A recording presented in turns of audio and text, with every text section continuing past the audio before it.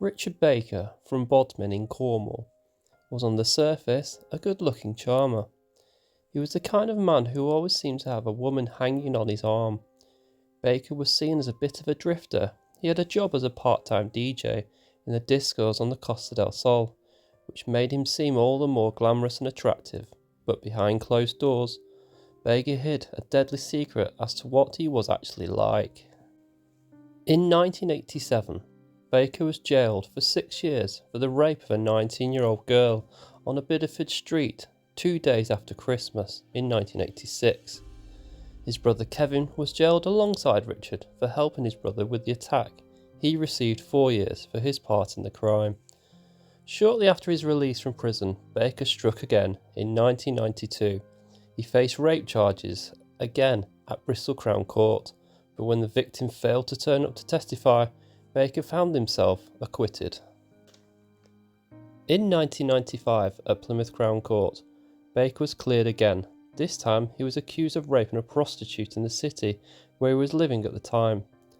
Although he was cleared of the crime, he was later jailed for 4 years after he admitted to charges of attempting to pervert the course of justice by offering a witness for the prosecution more than £6,500 not to testify against him.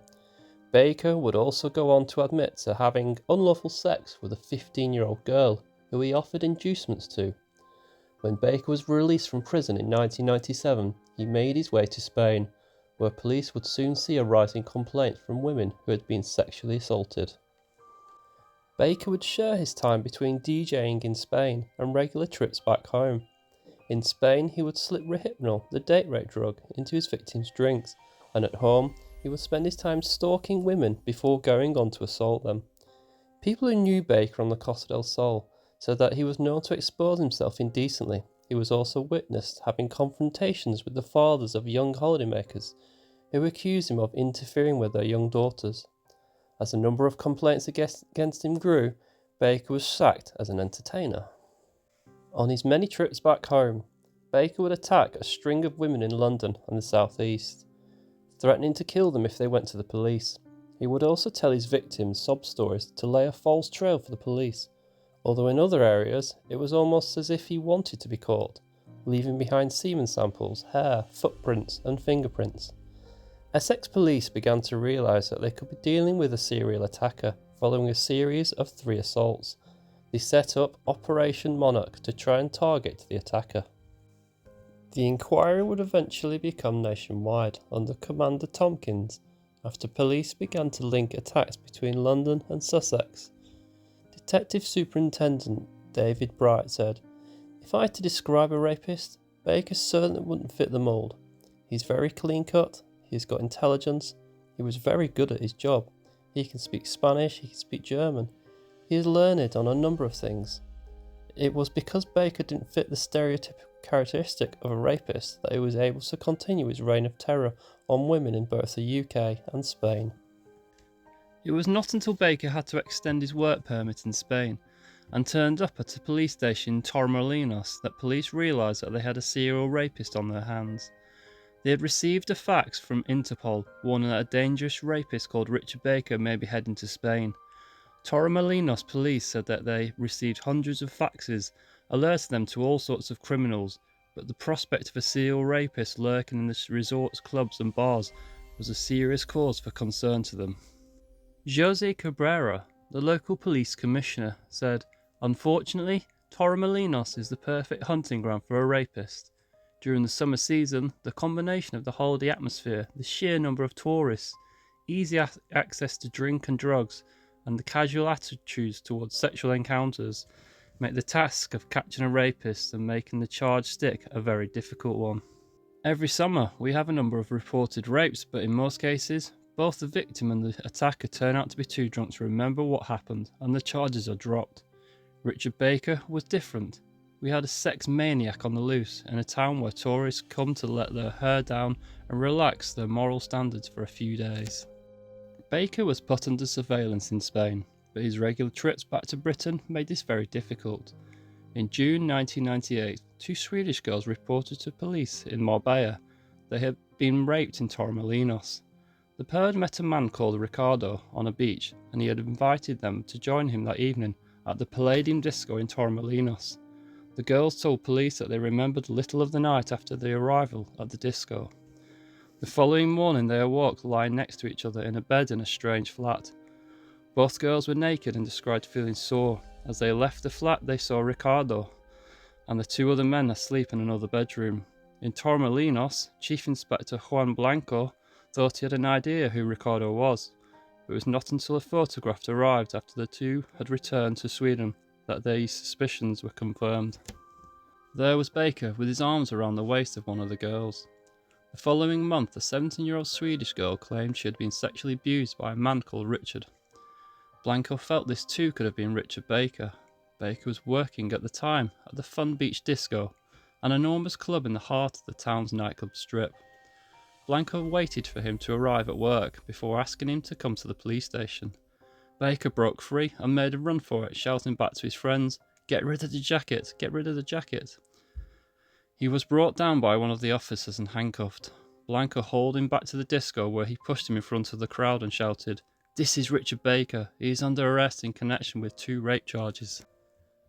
When shown a picture of Baker, the third Swedish girl identified him, but was so distressed she refused to press charges. Baker denied raping the girl, claiming she had oral sex with him and enjoyed it, and he claimed the first 2 Swedish girls had consented to sex. It was his word against theirs, and the police had little to go on. The evidence needed to convict Baker had been hidden away. Friends confirmed after that in the pockets of the black leather jacket he had told someone to get rid of were photos of the dozens of girls he had slept with and at least half a dozen capsules of Rohypnol. Blanco's colleague Mr. Cabrera said, "In my 30 years as a police officer, I've never been so worried about the actions of one individual as I was about Richard Baker. He is a time bomb. I am convinced that one day he would have killed." Baker attacked 12 women between May and December. He attacked a 15-year-old girl in Lee in August 1998 and another teenage girl in the Queensway underpass just a few weeks later. On the same day as the second attack, he seriously sexually assaulted a 21-year-old woman in Beadle Avenue, Westcliff. One of his victims was raped 3 times. 3 of his attacks took place within 6 hours after his first attack on a 26-year-old croupier. As he said later, he was still very sexually active.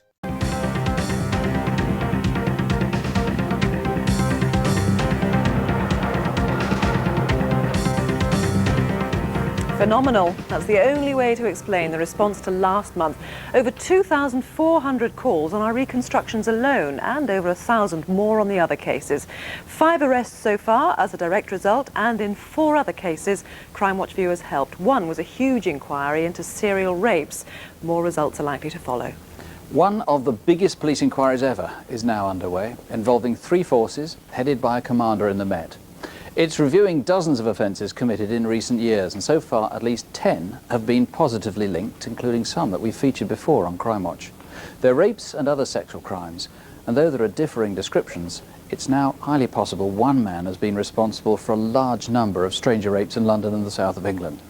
And yet, as you'll hear, some of his victims regard him as pathetic. It's a disgrace for the male sex, to be honest, to go and think that they can take away something they can't have, really, of a woman. I think he's a very sick man.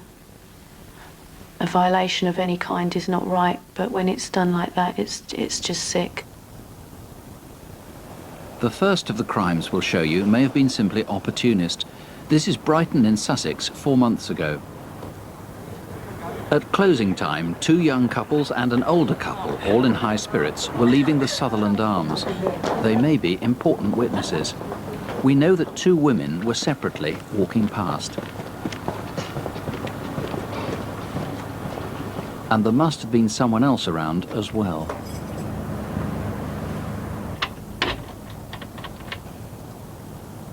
Jason! Oh, hi there. I can't get in. Can you see if you could unlock it? Yeah.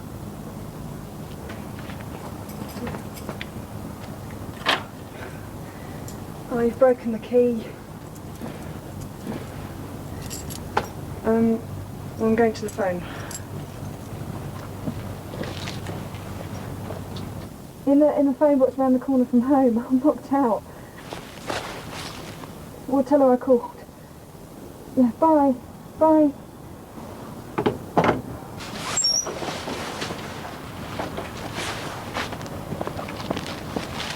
Did you see Jason? Do you know Jason?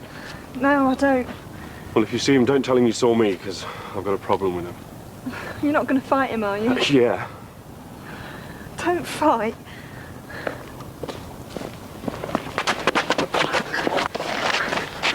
It's not Jason I want, it's you. Walk down here. I want to go. I want to go home. Shut up, or I'll kill you. This isn't rape. It's not rape. But it was rape. He was threatening enough to get her to submit without a struggle, and after that, he actually seemed to want his victim to like him. As her ordeal finished around midnight on that Saturday night, someone was walking his dog. Was this you? Don't breathe a word of this to anyone. And don't tell that man with the dog.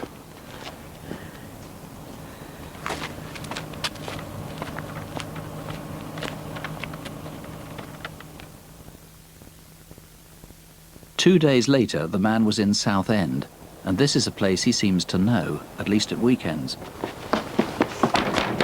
On the early hours of Bank Holiday Monday, the 31st of August, he raped a 15-year-old in a car park off Eton Road.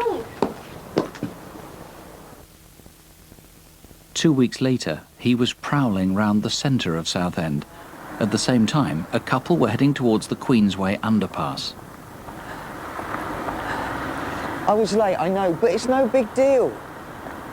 All right, I'll say it if you like. I'm sorry, all right? Well, why didn't you say it 10 minutes ago? Sometimes we can have a good day, sometimes we'll have a bad day, but we need to argue to keep it going in a way. But I don't think we needed it that night. For God's sake, I said I was bloody sorry. Well, I don't believe you. Anyway, sorry's just not good enough. Why don't you grow up? Takes two, you know.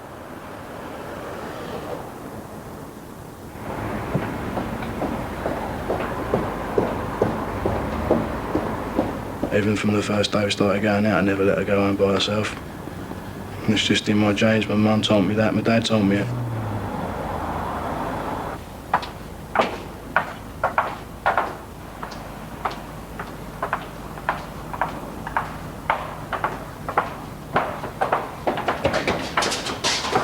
Scream and I'll kill you.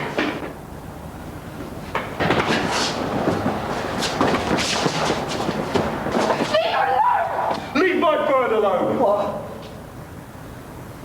Leave Jason Adams alone! He's paid me to come after you. Leave Jason Adams alone! I don't understand. You got the wrong person. Don't go to the police, understand? Good boy.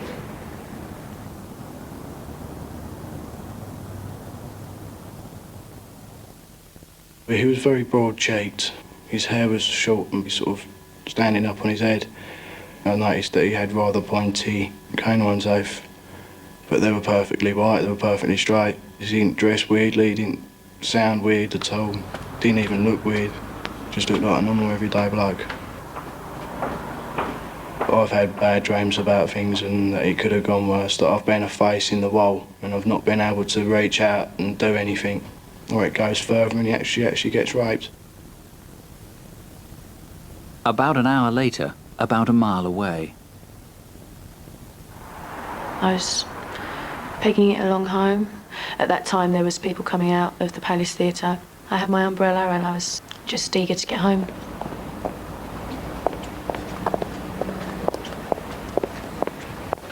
I saw a man running in the rain and he wasn't wearing a coat, so I didn't really think much of it. I just thought he's running to get out of the rain.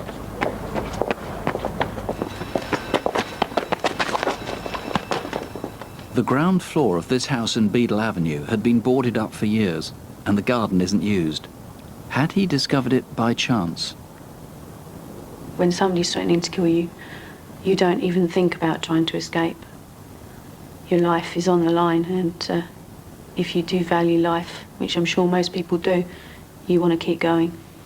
Drag me to the side into the alley, ask for my money. And I thought that was going to be it. I just thought it was a case of mugging. I gave him what I had, which was my wages, which I'd picked up that night. I thought that would be it, but he continued. You know, I was just about naked, so I was wet, I was cold, I was shivery, and the ground was cold. You get some sick people out there thinking, well, she got raped, what does that matter, you know? Everybody has sex. But it's not like that. I haven't been with anyone for a long time, and I've been saving myself for the right person that comes along. But nobody has the right to force themselves on you like that. The attack ended sometime before midnight, but after the last train, so the rapist must have left Southend by road. 4 hours later, he was on the borders of Marylebone and St John's Wood in northwest London, another place he seems to know. When you're a night shift worker, that time of night is like 6 o'clock in the afternoon. It doesn't seem like the middle of the night to me. I just feel perfectly safe.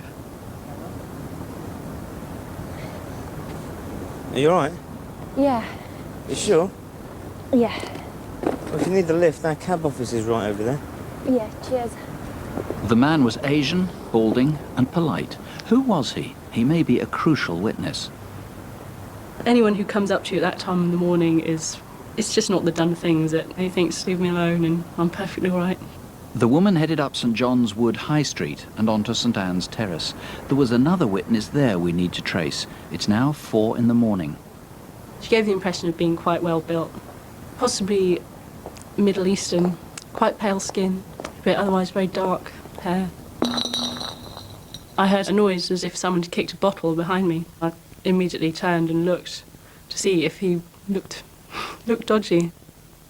He was quite young, wearing a sort of a light coloured top with stripes on it, a kind of a rugby top.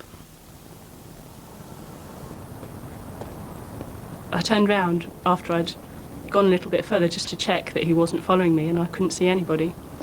And I thought, fine, no problem, and I continued walking up towards Swiss Cottage along Ordnance Hill. As I walk around at that time, I'm quite aware of people behind me. It was wet and I didn't even hear the squelch of the trainer. There are 2 things I don't want you to do. The first is to scream or shout, and the second is to run away. When he made me go into the garden, I didn't realise that it was an empty house. So I thought the people that lived in the house would come out at any second. I really did. When he had his arm around my neck, he did hurt me. That was really painful. It was painful for quite a while afterwards too. A taxi pulled up and you could hear the murmur of voices in the background. It sounded like someone coming home after being out for the evening or paying the taxi and driving off. Must have been someone who lived somewhere there.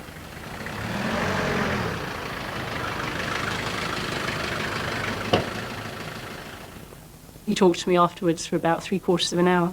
I thought, if this is what it takes for him to let me go, I'm going to let him talk. I'm going to let him talk as much as he wants to talk. Why do you do this? You must be really angry. You must really hate me. You mustn't want to be standing here with me holding you. He said, as you're walking away, don't turn round. He said, just don't turn round. So I didn't. I just walked away. I thought, why take the risk now? I'm almost away. What am I going to do if I turn around and he's there behind me?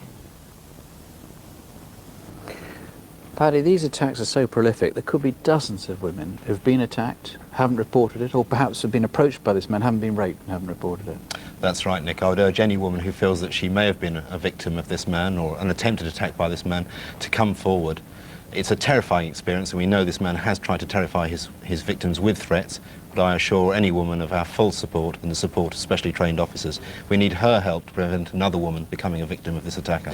We've shown 2 different EFITs, and the trouble is with so many victims, there are so many different descriptions, but we've got 2 you're fairly happy with. They're slightly different. What do you know about his appearance?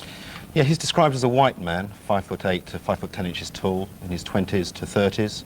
He's described as being of solid, athletic build and having dark brown hair, wavy on the top and shorter at the sides. Quite square, chiselled features, some have described. That's right. In terms of the EFITs, the general shape of the face is the one you see on the right of the screen there, the general shape, but having the angularity of features, the chiselled features, as you say, of that on the left. How would friends or relatives recognise his behaviour from what you know?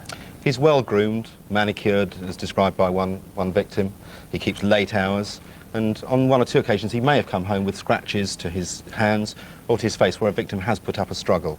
It may be that he has previous convictions for sexual offences, violence or dishonesty. Where do you think he lives? I mean, are you able to put at least a focus on this? There does seem to be a whole series of attacks in northwest London, sort of Kentish Town area, round to Marylebone, then round to Essex. Any idea where he comes from or where he's got friends? We can't say where he lives. He's clearly able to travel quite considerable distances, but he's clearly got connections with those areas. He's familiar with the areas. He may have friends there. He may work there or have worked there. He may have grown up there. You're appealing particularly to victims to come forward. Anybody who thinks that they may have been approached by him. Who else tonight do you really appeal to? I'd particularly appeal to mothers, partners, wives, girlfriends, to think about the description of the man we've given this evening, to think about the description of his habits, and if they think this matches someone they know, to please come forward. We can eliminate this man from our inquiries very quickly. All right, thanks very much indeed. Do please call 0500 600 600, live here to the studio. Once the names are in, as Paddy says, it's easy to eliminate and it's better to be safe than sorry. This man will go on until he's caught. Richard Baker was eventually arrested while trying to flee the country. He attempted to head back to Spain, where he'd been talking of buying a bar. His brother, Kevin Baker, had seen an e-fit picture on Crimewatch trailer, which resembled his brother Richard. Convinced he knew who the attacker was, he rang the police and reported Baker. According to the victims, the attacker could look like this, but there's been another description of a man in his 20s or 30s. He's been assaulting young women for 16 months. Nearly all the attacks happened this year. Good luck for tonight, sir. Thanks, well needed. Tonight's the night, Martin. Tonight's the night. I thought you'd stood me up, Lee. Christmas traffic. How are you feeling? Bloody terrified. Hello? Then we're on. Sorry, I can't. GB and we do your call. Lee, can you do the honours? Hello? Hello? Hang on, 1 second. Alan, go ahead. Say again?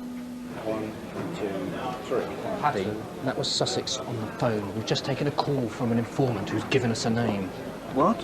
A man called Richard Baker. His physical description fits the e-fits, and apparently he's got previous for rape. They're running inquiries on him now. What's Alan's feeling? Quite a positive one. All the information he's got so far fits the profiles, and apparently Baker's got a girlfriend in the Sussex area. Anyone tracked down a photo? Not at the moment. We're still trying to get hold of one. Where's Baker now? Bodmin. Cornwall. And the informant also told us that Baker's leaving for Spain tonight. He works as a DJ in Torremolinos. That would explain the geography and the unusual job. How soon can we get a team down there? Lee, there's a production office just through here. Do you want to come with me? Thank you. I'll be back in a minute, Paddy. When we heard that the call had come into the Sussex incident room, I immediately felt a degree of elation, a degree of hope, but also a strong note of caution. There was so clearly some good information there for us to explore, but I was also very much aware that Crimewatch was the culmination of our press strategy and that we couldn't afford to miss the opportunity it gave us to get a clear and comprehensive message across to the biggest possible audience. David Bright? David, it's Lee. I've also got Rick Turner on a conference call. Have we got an arrest plan underway? David, we don't know what he looks like yet. The man's got previous for rape and he's about to leave the country for Spain. He needs nicking and he needs nicking now. We can't Risk blowing the entire operation. I'm not talking about charges, just arrest him on suspicion. Look, if we're wrong, I'll dust him down, personally apologise and get him on the first flight to Spain. David, we have to be very careful here. There's a lot at stake. If push comes to shove, I'll do Whatever we have to do, but this is not the right moment to put the case on the line. If Baker's our man and he gets away, it'll take years to get him back. In the meantime, how many other victims will there be? There were strong issues around how we intercepted our suspect, what course of action we would have to take in terms of an arrest and the reasons for our arrest, what impact that would have on the other cases we're investigating, and what our strategy would be beyond the point of arrest. How's it going? Kevin told the incident room his brother's name and where to find him, as he was staying at the time with their mother in Bodmin. Officers from London immediately rang colleagues in the Devon and Cornwall police, who found Baker had already left on a coach for Heathrow Airport. His description was sent to London, and detectives were waiting as the coach pulled up in the early hours of the 16th of December. Detective Sergeant Peter Bartlett said, "I spotted him coming off the coach. He had high cheekbones and dark looks. I was sure we had our man. Officers were delighted by the results of the Crimewatch appeal and to be given a name before the programme was even broadcast. The senior investigating officer, Detective Superintendent David Bright of Essex Police, said it was a fantastic breakthrough. Investigating allegations of a serious sexual assault. Can I ask where you were last Friday? Last Friday? It was my birthday. I was in Bodmin with my mum. I have to inform you fit the description of the man concerned and I'm arresting you on suspicion of indecent assault. I'm not going to miss my flight, am I? You have the right to remain silent. At his trial at the Old Bailey, Baker admitted a number of indecent assaults but denied rape. Baker told the court how he preyed on women out alone at night and said, "I terrified these poor girls. I just wanted to be totally in control." Baker's own defence counsel described the attacks as depraved. As some of Baker's victims watched from the public gallery, he said, "I know I need help. I'm going to prison for a long time." Having been convicted unanimously, Baker was given 4 life sentences. The judge called him depraved and wicked, saying he would serve at least 12 years and 5 months. Baker was also jailed for 8 years concurrently for a series of indecent assaults. After reading out the sentence, the judge said, "I think you couldn't care less or have no understanding of the effects your actions have had on your victims, yet treat women with utter contempt. You present a serious and significant risk of further sexual offending." The judge also praised Baker's brother Kevin for blowing the whistle on his brother and putting the public's interest above that of the family. Because of Baker's 1987 conviction for rape, it meant that he received an automatic life sentence under the 2 strikes and you're out rule. Baker burst into tears and sobbed as he was led away from the dock by 2 prison officers to begin his sentence. Scotland Yard Commander Paddy Tompkins, the officer in charge of the hunt for Baker, said outside the court that he believed Baker was one of the most prolific sex offenders in this country. John Baker, Richard's father, said he would not have embarked on his reign of terror if he had been given the help he needed. He stated, "I feel very sorry for the victims, but I cannot help to think that this perhaps could have been avoided." His mother believes that her son is driven by a voracious sexual appetite which causes him to feed off women. In 2016, Baker received a further 6 years on his sentence for possessing and making indecent images of children. A tablet computer containing images of children was found hidden behind a wooden picture frame in his cell. Baker bought the tablet for £580 shortly after moving to Chadwick Lodge, a medium security mental health unit in Milton Keynes. He instructed friends to send it to him in a parcel enclosed in bubble wrap below paper, newspaper and sweets. As staff were not permitted to censor posts, it was never discovered. Baker used it to download images and videos and visited illegal porn websites over 5 months. Baker's excuse was that he was abused as a child after he and his older brother Kevin went to live with their mother when his parents' marriage broke up. He said his abuser was an older boy who used to babysit for them. The judge told him that he would be a very old man if he was ever released, saying, "You are obsessed with sex and your interest now has moved to children. I do not think this man has learnt a single thing during his time in prison." In 2021, Baker was denied parole and was also denied a recommendation to an open prison. The board said that despite taking part in work to address his behaviour, they felt that there had been little progress since the last review. Retired Detective Superintendent David Bright welcomed his rejection for parole, stating, "In my opinion, I have dealt with lots of rapists. As long as he breathes, he will be a danger to ladies. He is an awful man. He committed crimes around the world, but while he is locked up, ladies are safe. He's a bad man." In an interview from prison, Baker said, "I did everything the police said. I don't know why I pleaded not guilty. I don't know why I put those poor girls through the ordeal of giving evidence. Maybe I am sick. If I cannot be cured, I never want to be released from prison. For 98% of the time, I'm a decent human being, but for the 2% of the time, I go haywire and horrific things happen." The charges that Baker was eventually convicted of are believed to be only a small amount of the offences he has committed. He is unlikely to be released for the foreseeable future.